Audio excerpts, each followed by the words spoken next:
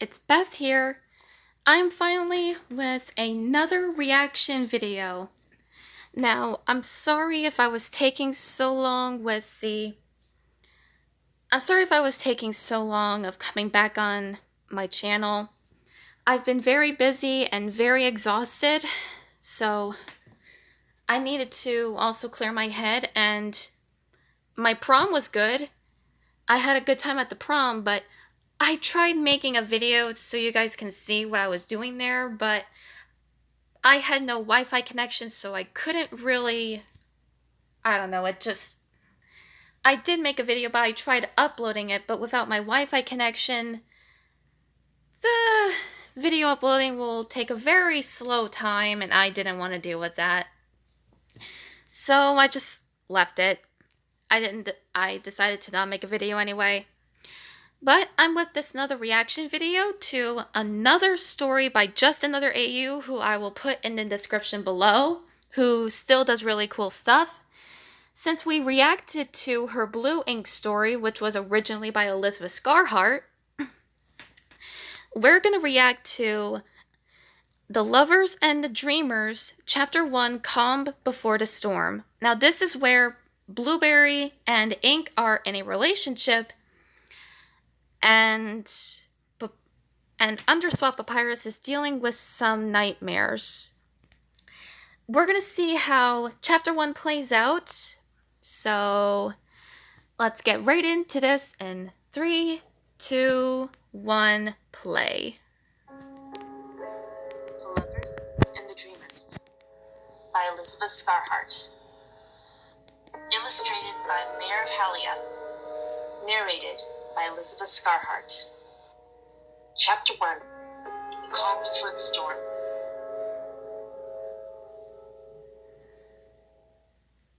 Snowdon seemed unusually empty. No children were playing in the snow. The soft glow that normally came from the windows of the buildings were gone, and the windows themselves were like dark sockets in the homes they were a part of. The wind was still, making the world completely silent. Pyrus stood alone, the smell of his cigarette the only thing keeping him calm. He heard his brother laughing. He casually followed the sound until he reached the bridge leading out of town to the west. Sans was on the other side, running around, his arms spread like he was pretending to fly. Papyrus chuckled to himself. Sans could be so childish sometimes. He loved it for it, though. He crossed the bridge and soon was standing watching his brother. Sans kept running erratically before making a beeline into the forest. Pap followed, but Sans seemed to get further and further away.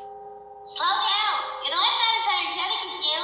Papyrus called, but Sans kept running, and the trees seemed to grow thicker, thicker.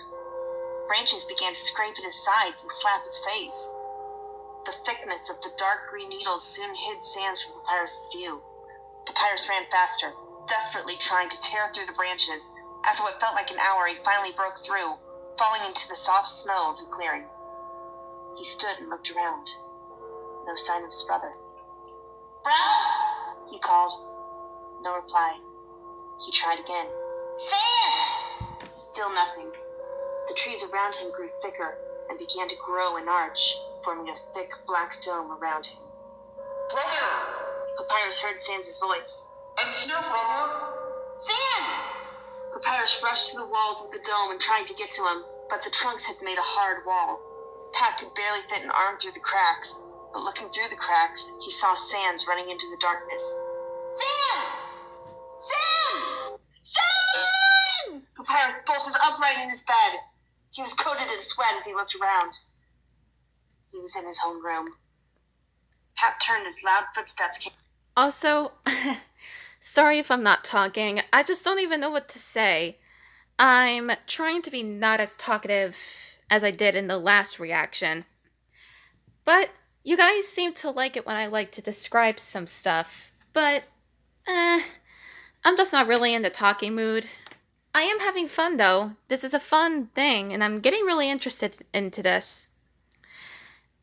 And we all know who also has nightmares. We also know that Undertale Sans has nightmares as well. Especially since when he's dealing with you know, the human Frisk who kills all his friends and family, the monsters, and has to deal with all the resets every single time. I heard that every single time he has to deal with that Sans has to deal with the resets, he gets a nightmare about the child coming back again and killing his brother.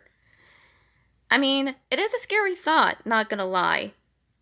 I mean, well, to me, I usually get a scary thought of losing my mom, not really my brothers per se. Since Sans is close with his brother, I'm close with my mother. I mean, who ain't close to their parents? I mean, kids don't really want to lose their parents no matter how many times they like to say they hate them. Sometimes kids don't really mean to say to their parents that they hate them. Sometimes they're just overreacting or they're just really angry. Parents can understand that, but some really don't. And, well, I didn't really mean when I said to my mom that I used to hate her. Sometimes me and my mom used to argue, and me and my mom do a lot too, still. But me and my mom are also compromising where we're trying to understand that the things we do are not, we just don't like them, and we're trying to set a boundary where we just can't do the things that we hate just to prove a point. So it's going a little well. We're still trying. So is my mom.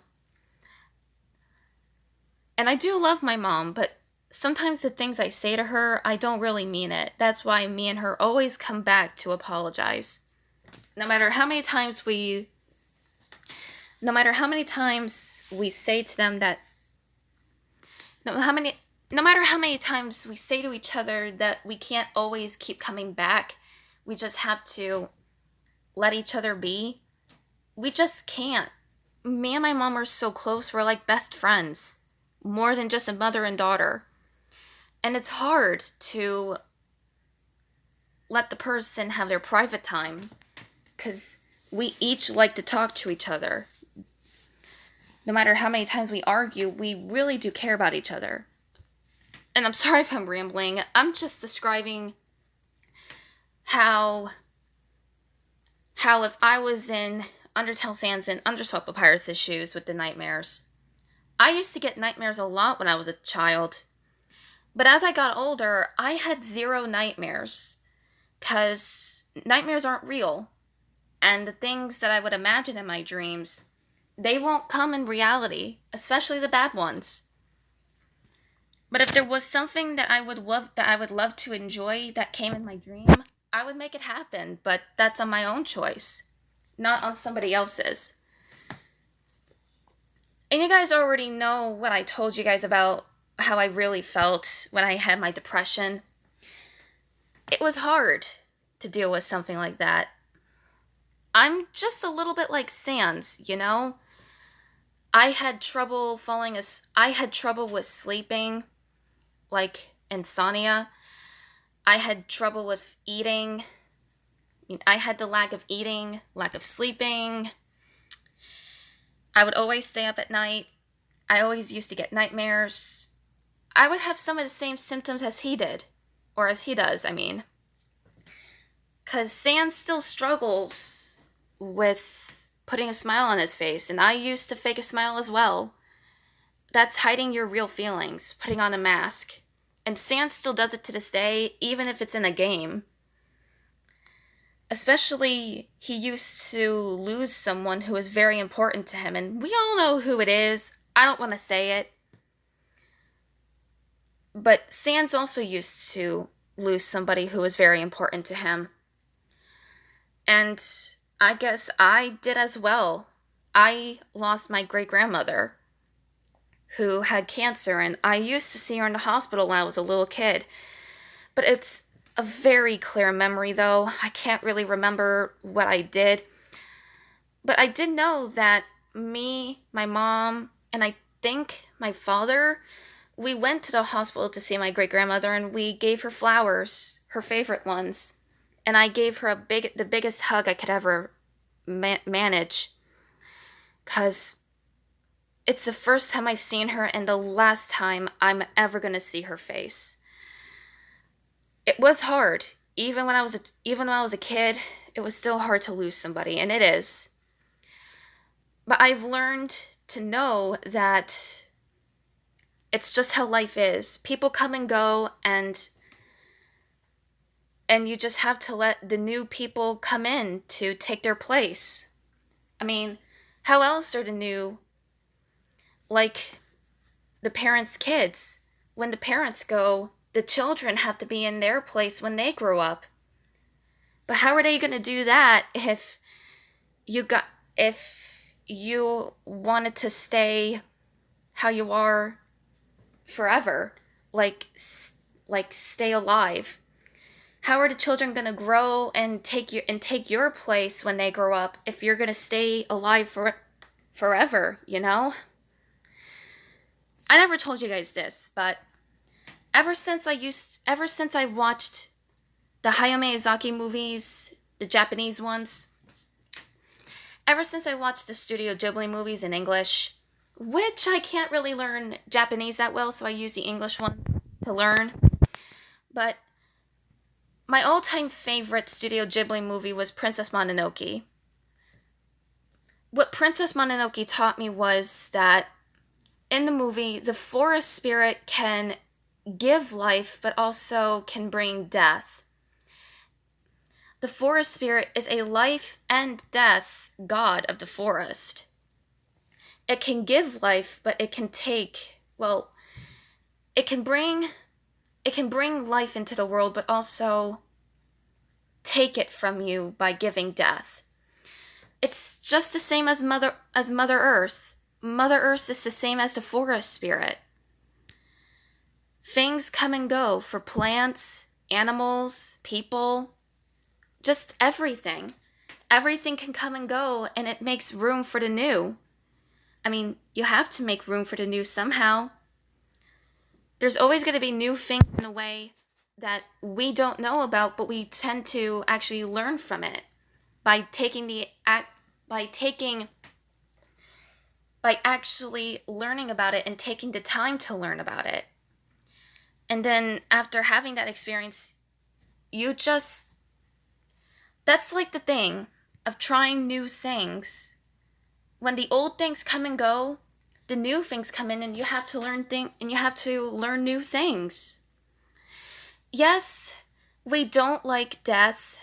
Yes, death can be a very scary thought, but once you think about it, the family members that you lost are always watching over you and their souls are finally free, and they can finally actually breathe in fresh air, even if they're not technically with you. But they are with you in spirit, and that's what we have to remember. Mother Earth can be either good and bad. It doesn't matter. I used to be scared of death a lot of times when I was little. But I grew to learn that when the people you know are gone, there's always going to be room for the new people. Because it's like the population. Old people go, new people come in. There's always going to be a lot of people in the world, no matter how many times we pass away and just go up in heaven. There's always going to be new people taking in their parents or their great-grandparents' place, and they'll do the things they love and do some of the things that their parents used to do. It's a very common cycle. It's just a cycle of life. That's what we all learn, right? I grew to learn that. It was hard for me, but I grew to learn that we just have to accept things the way they are, no matter how much we don't like it. Now, I'm sorry for my rambling. let's get back into this. But I hope you guys understand what I mean. And I'm sure you all do. And I hope that this can help you learn that this cycle will never end. And if we want our future kids to learn things, sometimes we just have to let them do it on their own. We can't always help the people. We can't always help people to learn things. Sometimes we just have to let them do it independently so they can learn on their own. And that is what my mother always taught me, that yes, you can help them, but you can't help them all the time. They need to learn it on their own, too. Especially us. I know, and... Okay, I'm sorry for rambling still. Let's get back into this, but like I said, I hope you guys understand. Racing down the hall, and a knock rang from his door. Papyrus, are you okay? Yeah, Papyrus replied, just give me a minute. Now, honestly, in this, I feel like Underswap Sans is the older brother, and Papyrus sounds like he's the younger brother. But I know I'm wrong. I know that in the Underswap AU, Underswap Sans is the youngest, and Papyrus is the oldest. He somehow managed to stand and cross the room. He unlocked and opened the door, revealing a worried-looking Sans. Why were you calling me? Sorry, bro. Had a nightmare. Papyrus explained. Must have been a bad one. You're sweating bullets. Sans observed. Do you want to talk about it? Papyrus shook his head. No, I'm fine. I'm used to nightmares by now, you know that. And honestly, sorry if I keep pausing, I really like how this Underswap Sans is very understanding. Not the Undertale Sans is, but he's also as well, even if Underswap Sans doesn't like Papyrus's puns. He's still very understanding. Sans sighed. Indeed, he did. Papyrus had suffered nightmares since the two of them were kids. Aww. Sometimes he'd wake up screaming like this. By now, it was just a normal part of their lives. Hey, The two looked as another skeleton joined them. I know by that voice, I think it's Ink Sans. It was Ink. Yes, that was right! Ha ha! yeah, sorry, love. Be back with you in a minute. Ah! Underswap Sans called Ink Love! Oh, because they're together! I feel like that this is part 2 of the movie of this. After Ink and Blue got together. This is like a new chapter of their story, too. Said. Ink nodded and walked away. What's Ink doing here so early? Papyrus asked. Pap, it's after 10. Sans told him. And I have been working on a Mother's Day gift for Muffet. You want to join? Papyrus thought for a moment. Come on. He needed some time alone and maybe some different company after that dream. Yeah, that's always good to have some of that. It's always good to have some alone time. Just to rethink your mind. Honestly. Maybe time to pay the old man in the ruins a visit. Nah, I think I'll just change and go for a walk. You two have fun. Sans nodded and left the room, closing the door behind him and hearing Pap lock it. Papyrus had always been big on privacy. Even when they had shared a room as a kid, Papyrus had curtained off the lower bunks so he could have the space. I'm like that too. I really like having my private time, especially some peace and quiet. And sometimes I don't ever rarely get that. But no matter how mad I get about not having my peace and quiet time, I'm very used to it. I'm just like that. I really like having some alone time just to clear my thoughts and rethink everything. And just say to myself that the nightmares aren't real, and that if they were, it would be myself to make them happen. Not about the bad ones, but the good ones. It was kind of ironic in a sense. He liked his privacy, but he was also very protective and at times a clingy brother. So am I. I am very clingy to my mother, and I like being outside. No matter how many times I like being stuck in my room. Sans supposed everyone got lonely now and again. He headed back to his room. Ink sat on the floor where the two of them had been working. The two had made a large papier-mâché cupcake. They had finished the shape 2 days before. Now it had dried and they were painting it. Sans had told Ink it needed to be a chocolate cake in a pink cup with raspberry icing. Pink and dark red are her favorite colors. He explained. Looks like the paint on the cup is dry. Ink told him after 20 minutes of working on the icing. Do you want me to write anything on it? Sans grinned. Write, our honorary mother is the sweetest, please. Ink put his marker to the nation, then hesitated. Honorary? I know she'll raise us and everything, but our dad is still alive, and Happy and I are still hoping someday he'll remember us and rejoin our family. Sans told him. I'm confused. Sans doesn't really technically know all about Blue and Underswap Papyrus' past about their parents. Ink said slowly. I don't understand it all exactly, Sans said. but our dad is the river person. He was in What? some sort of bad accident that left him with amnesia, so he doesn't remember us. Oh. He doesn't know we're his sons and insists he'd never be the type to have a family. Muffet took us in and we love her, but we hope someday Dad remembers us. So it never felt quite right calling her Mom. Aww. We took to calling her our honorary mom instead. So far she hasn't complained. Wow. Sans, I'm so sorry. Ink Aww. said quietly. It's alright. I barely remember living with our mom and dad anyways. Sans said. Nah. What happened to your mom? Ink asked. Papyrus said the accident killed her.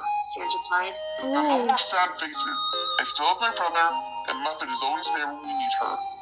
Ink nodded, smiling. Yeah. He still felt sorry for the two, but if Sans was so at ease with it, then it must be healed wounds. Yeah. I mean, if it was from a long time ago, then the past is the past, and your wounds. I'm messing up on my words. I meant that the wounds from the past probably already healed up. If somebody was already used to it and has already dealt with it by now. No point, no point. He wrote the requested message in dainty letters. The two then finished painting the icing and left it to dry. By evening, it would be ready for the two brothers to take over to Muffet's. Ink planned on going along as well. He had something important to ask Muffet. I think it had something to do about what Underswap Sans said. I guess he wants to know from Muffet. Up. To be continued. As like the first reaction I did about Blue and Ink. Well, honestly, this was really, really cool. I think I'm gonna like this chapter as much as I did with the Blue Ink story. Since you guys really loved the Blue Ink story and wanted me to continue with something else, this might be something to enjoy as well. And I think this will tell a lot about, you know, the Underswap brothers. Even though I already learned a lot about the Sans AUs, especially the Papyrus ones.